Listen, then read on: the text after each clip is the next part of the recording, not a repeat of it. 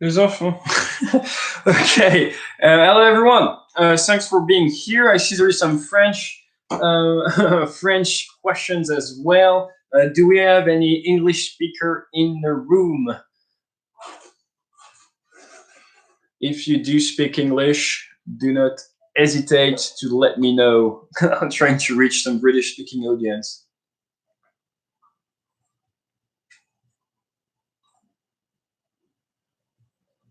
Awesome, guys. If any one of you guys saw my post on DCS and answered with some topics you wanted me to discuss, please do let me know in the message and I'll make sure I respond to these. I started planning some small tutorials already, and my plan is to start with some comms, some communications. Um, I don't know if you can hear my kids are yelling in the background. It's Sunday. Sorry about that. It's easier on the boat. Okay, so we're gonna get going now. Thanks for being here. We're gonna be together until 3 p.m. French time, just before we have the live in French. I'm gonna start by explaining a little bit the why and the what of this channel, then why and what of this live, and then we'll get right into it. So first of all, is the why of the channel.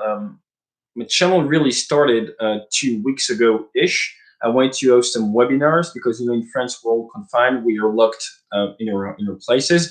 I thought that maybe talking about aviation may eventually make people's days a bit less boring or stuff like that. So I started doing seminars in French. First seminar, we had a big crash with the software. So I ended up doing videos that I posted on YouTube because I didn't know where to post. I'm not in the YouTube industry, stuff like that. And we got pretty good engagement. So I thought, oh, maybe it's pretty cool. And I discovered YouTube. YouTube is pretty amazing. And I thought maybe we can start creating some content. We started with a Top Gun video. It was a big success. And in about 10 days, 12 days, we went from 12 subscribers to close to 3.2K. So I'm like, wow, which is awesome. So basically, because you guys are here, it pushed me into developing this channel. I'm usually not very available because I travel a lot. I do a lot of different stuff, B2B business, conference workshops, stuff like that. But right now I'm traveling less, of course, so I've got plenty of time. That's why I want to bring this channel to sharing as much as possible with you guys through those small videos. So we'll have videos about movies, videos about aviation videos, stuff like that. We'll have those small tutorials, and I'll talk about it in a minute. And then we'll have those live Q&A. So if you go on my website being combatproven.org, it is brand new. We're still working on it a bit. Combatproven.org. There you go. There is a contact us tab at the end, and you can shoot me questions. So depending on your interest, you select, and then if you have questions, you shoot me questions. And what I'll do once a week, and I'll keep those live for about a week, I think, online, is I'll answer those questions as a matter of priority, and then I'll for sure answer your questions there as well. So that's basically it. As for the content of the channel, we're going to be giving, so as I said, a couple lives, couple pretty good content about Top Gun or movies. I'll create polls on the community tab. So I'll ask you, hey, what movie should I review next? And my style, I know a lot of you guys follow as a former fighter pilots YouTuber. My style is slightly different. I won't be as macro. I'll be much more micro. So I'll try, as you might have seen, to dig deeper into details. I like details. It's a native thing. We're into details. So I'll really try to share through details. And my goal is not to critique the movie. Maybe I didn't make that clear with Top Gun. I'm a big movie fan.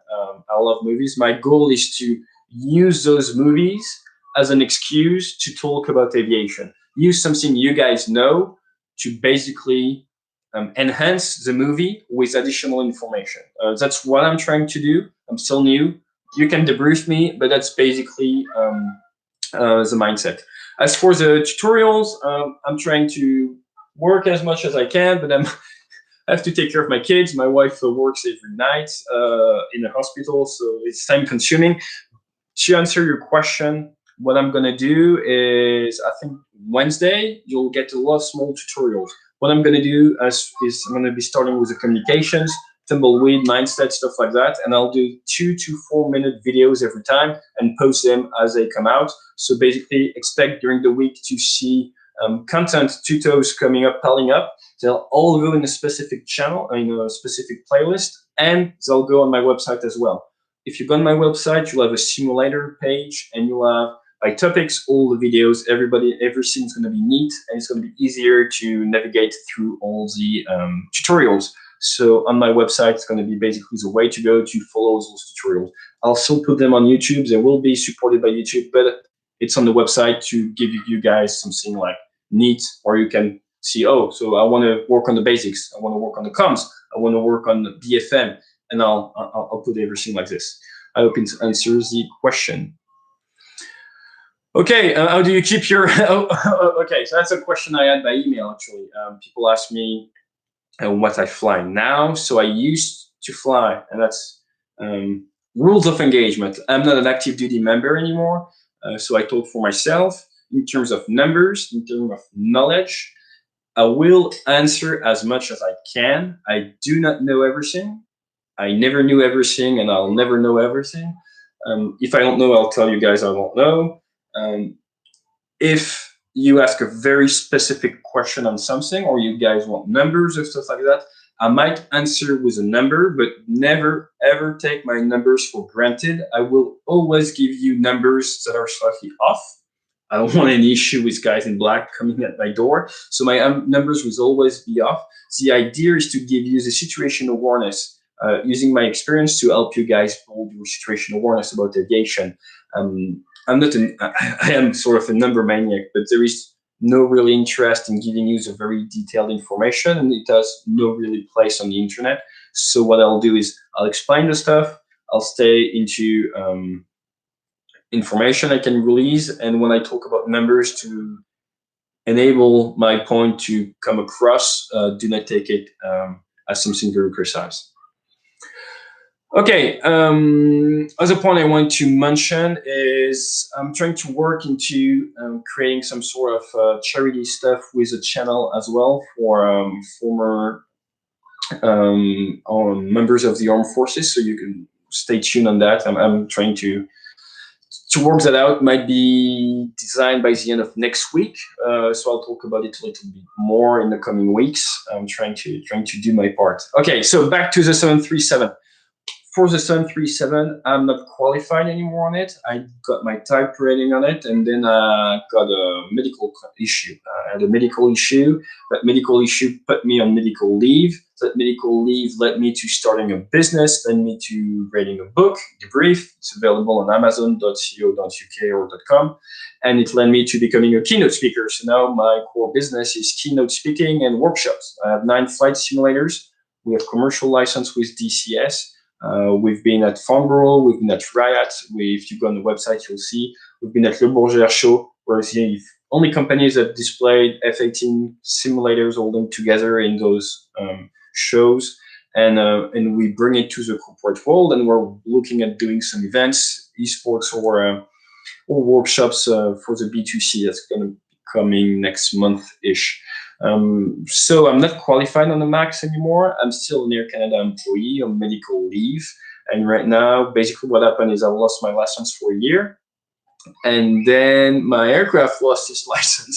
And I still didn't apply for my new license. So I was just basically waiting to be able to get my medical back when we had this world crisis. So I hope to be able to fly again in 2021 based out of Toronto on the MAX or another aircraft. So that's it. Okay, back to the questions. He speaks Frenadian, that's it. Sorry about that. What are you to do your psychotechnics? Just do it. It's it.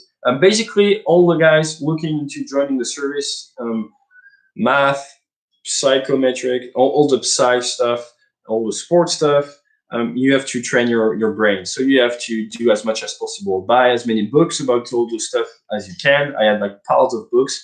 Prepare your interviews as much as you can. Anticipate the questions that are going to be asked. Put yourself in the interviewer shoes. What are they looking for? And spoiler alert, if you show up and say, hey, I want to join the US Navy or the Royal Air Force or the French military or the Canadian Air Force, I want you guys to give me a spot to fly a $100 million plane with a nuclear weapon. What are they expecting from you? So think like that. Ask yourself, what are they expecting from us? And try to align yourself with their expectation. Align yourself in preparation. Align yourself with your prior work. So that's basically the best advice I have for you guys: is try to understand what is expected from you, and try to align yourself with those. If you have more questions or very specific remarks, or want me to give you what I think, we have a coaching stuff, so you can do like a 20-minute call or 1-hour call, and I'll try to help you as much as I can. Pretty busy actually, so I hope it works, and people are pretty happy about it. Okay, would you have any tricks to get better learning with a whole lot of stuff you had to learn step by step? What you want to do is go step by step. You want to break big objectives into small ones, and you want to make sure every single day, especially in these work times, you hit a benchmark. So you go from small victory to small victory. Let's say you want to improve your English. You're going to start doing some English exams, like the TOEIC. It's an English exam, and maybe your score is 600, and then you say, I'm going to do that, and you're going to try to get in a positive flow of continuous improvement. So you want to go step by step, take your big objectives. My objective is to do 20 years in military and then be an airline captain. Okay, so how do you break that down? I'm 18, and you start analyzing where you want to go, all the steps you have to deploy to achieve your goals, and you're going to create very small steps. Might be a jog every day, push-ups every other day, looking at National Geographic stuff about air combat, and you divide all that stuff. So basically understand there are a lot of different stuff you have to be proficient in: sports, English, sort of math, aviation knowledge, physics, and you start building a list of requirements, and you start hitting those one after the other. Did you have other QT and civilian aircraft? I used to fly general aviation aircraft, so I'm actually CPL, IRME, MCC in Europe. I'm ATP US, FAA, got it in Pensacola a couple of years ago before they changed the ATP. And I'm a Canadian ATPL with a type rating on the MAX, which also leads to a type rating on the 800 and NG series. Why is the aircraft called Cobra? So that's a good question I'm going to answer, because I got an email about flight control system and all that stuff, and the number of G's we can withhold. Basically, super easy like that. If you want to pull as hard as you want, the aircraft is going to react, because you basically have direct control into the flight surfaces. On an electric fly-by-wire aircraft, it's not the same. You're requesting an action. I want maximum pullback effort, and then go in a computer, and the computer says, with the current conditions, I'm going to give you this. So you basically can do what you want with the flight surfaces. So it goes through a computer, and then the outcome is, today I'm going to give you that. And in his system, he knows how much he can take, and he basically protects himself. Or the aircraft protects himself. He's not going to let you take 16 Gs. A spoiler alert: Mirage 3, 1 or 2 months, I think 14 or 7 or 16 Gs. The guy just was flying at 500 knots, got close to birds, got scared about the birds, pulled as hard as he could, and he basically twisted the aircraft a little bit, but the aircraft made it back. So that's a big difference between modern aircraft and those legacy aircraft. And I don't want to be sad or stuff like that, but look at the Typhoon crash. EF Typhoon crashed a couple of years ago. Or electric aircraft, you see a lot of crash in air shows where the guy he's trying to pull, and he bumps on the ground. When you go above a given speed, there is no way the aircraft is going to give you the authorities that you want. So with these aircraft, you want to be extremely careful at the speed you're flying at, because it's going to change the amount of Gs you can take. It's something you take into account when you go head-to-head with an enemy. I talked about it in some of my videos. If you go head-to-head with an enemy, and you're like, let's say, again, numbers, beware. Let's say you're flying Mach 0.8. He's flying Mach 1. At Mach 0.8, he's maybe going to give you 9 or 10 Gs or 9 Gs. And him flying Mach 1, maybe he's only going to give you 3 or 4 Gs. So then you're going to be able to turn much faster than the enemy, get the first shoot opportunity, and get a kill. So you have to take into account those fly-by-wires. Initial question was about the Cobra. why can't the aircraft do a cobra? Because of all those fly-by-wire stuff. It's not designed to do it, basically. A lot of question about Top Gun and the cobra of the F-18. Yes, the F-18 can do AOA. Go to the Outstanding Le channel. He discuss it. He's an F-18 pilot. I'm not an F-18 pilot. Basically, Cobra, Western aircraft, no. What we call AOA excursions, like very high AOA, yes. Why did we talk so much about the Cobra maneuver in Top Gun 2? It's because, yes, you can do that with an F-18, but no, in combat doesn't make much sense in that situation. The other guy is way too close. First of all, he's almost in close formation. And it is awesome. I'm a huge movie lover, okay? So I love movies. I just use them as a way to talk aviation with you guys. I'm not trying to critique in a bad manner. I'm trying to critique in a way to introduce aviation knowledge to you. So basically, when it does like that, yes, but then it's going to go up. And what they did is they show you this, and then they cut the scene. You don't see it anymore. And now you see the guy in the aircraft, and you see the other aircraft above him like this, just as if he was stopped in the air. They're using the images to create this impression, but real life it's not like this. So that was my point. I know some guys got a bit excited in the comment section after that. Just wanted to clarify that. Okay. Then again, some legacy aircraft also just do an accelerated stern and crashed anyway. Yes, that is correct. That's another issue, but that is true. So yes, depends on your flight condition. I thought about it when I was explaining, but it is true. That's why you basically have to be hitting what we call your numbers. When you fly air shows or when you do aerobatics, you want to make sure you hit your numbers. You know what airspeed you need and what altitude you need when you start. You know what you need here, you know what you need here, and you know what you need here. If you're approaching here too fast, don't continue. You're going to kill yourself. So just go up, wings level, and take the exit, basically.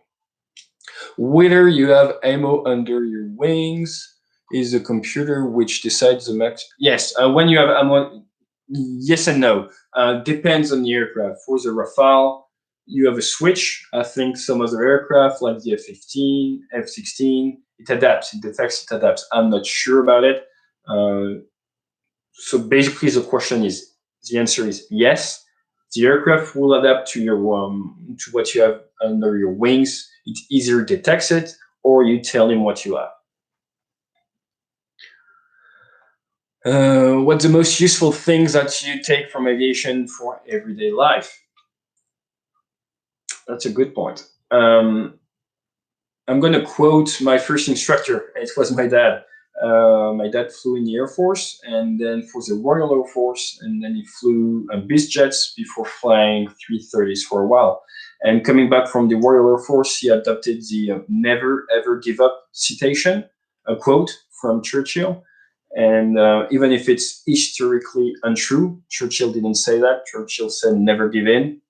It's not a big importance, but I think that's really important. And what you have to understand is part of the pilot curriculum is basically to try to make you quit. So I'm going to start couple minutes on the mindset stuff. I like to, if you're interested in a career in aviation, I want you to look at what the Navy SEALs do. I think it's well documented, and it's a very, very good example. If you look at what we call the L week for the SEALs, and I work with SEALs in Iraq, you have some former Olympic athletes that went into the SEAL selection training bootcamp and the Hell Week, and they gave up. Physically, they were better than the other. They're Olympic athletes, but they gave up during the selection process.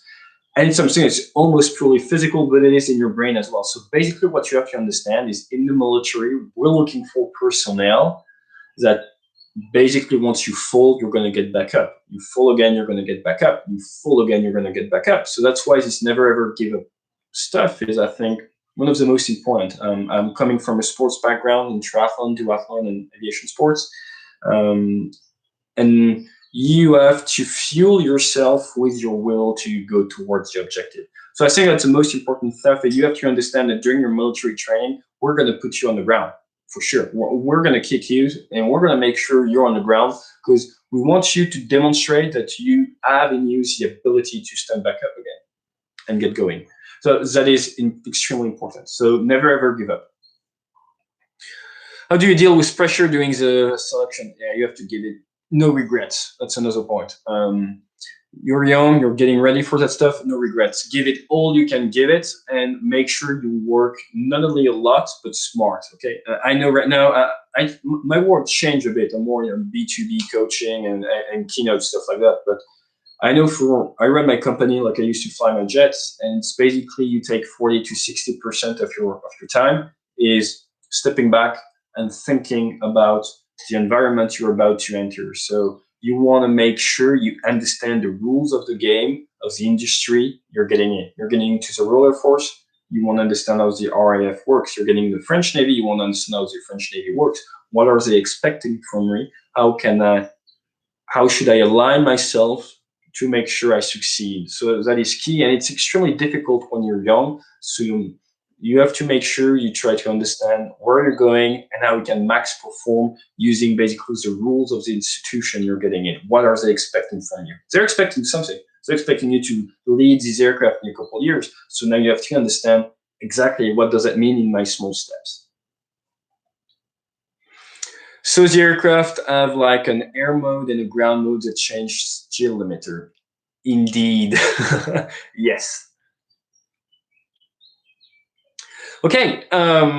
Any last question maybe? Peux-tu nous parler du supercar qui arrive? No, I don't know about supercar. I haven't tried it yet. I try other stuff as a consultant, but I haven't tried it yet. What I'm going to do now is, so we're working on the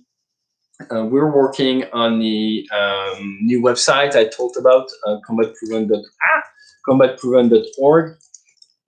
You're going to see a lot of stuff. We actually created a newsletter for the simulation side. So just to explain to you what we do, I've got my B2B world, keynotes, corporate training, consulting, and executive coaching. That's one side of the business we do.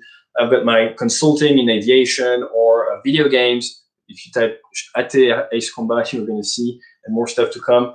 I also have a foot in the book, stuff like that.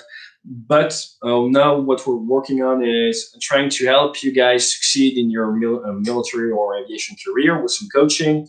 We created some online courses about the French Navy. We're going to be creating more online courses you can see on Teachable. We've got some links for those. And we're going to do some sort of an academy for D.C.S. So on my website, you're going to see simulation. I'm going to be putting all my tutorials on that website, so it's easy to access and understand what's woo. You have to work yourself through the playlist on YouTube. So make sure you go on that. And we're going to take basically the same principle. We put tons of free content on that. We'll be doing some lives as well. From time to time, I'll create something very specific, something very unique. We'll put on demand. And if you guys want to know how realistic you are, or you want to pass a level, you can book me as a coach, and I'll brief you. We'll fly together. Can be my wingman anytime, or even my leader. And that's it. And then we'll tour, I think, a bit the world, depending on where I'm going for my B2B activities. And we'll give some weekend workshops, teaching you how to land on a boat, how to dogfight, stuff like that. So that's basically where we're going. Again, check the community tab from time to time. I'm going to start creating pools. I want you guys to be engaged. I'm coming from LinkedIn. I've got 15.6K followers on LinkedIn. So I like the interaction. I interacted a lot on LinkedIn to build that base over 6 months. I want to try to do the same on here. So I need you guys to steer me toward your needs, because I'm not in your shoes. I'm trying to understand your needs, but help me out with those polls. I'll ask what type of video you want next, where I should focus, stuff like that. At what time, what days I should do those lives. And we'll get from there. So I hope you guys enjoy the rest of the Sunday. This video will remain online for about a week, I think. And next footage coming up, we'll have some Top Gun stuff, some Chevalier du Ciel, some tutorials a little bit, and then I'll ask you the question on the community stuff. Thank you very much. On time, 3 p.m. Off we go. Enjoy your day.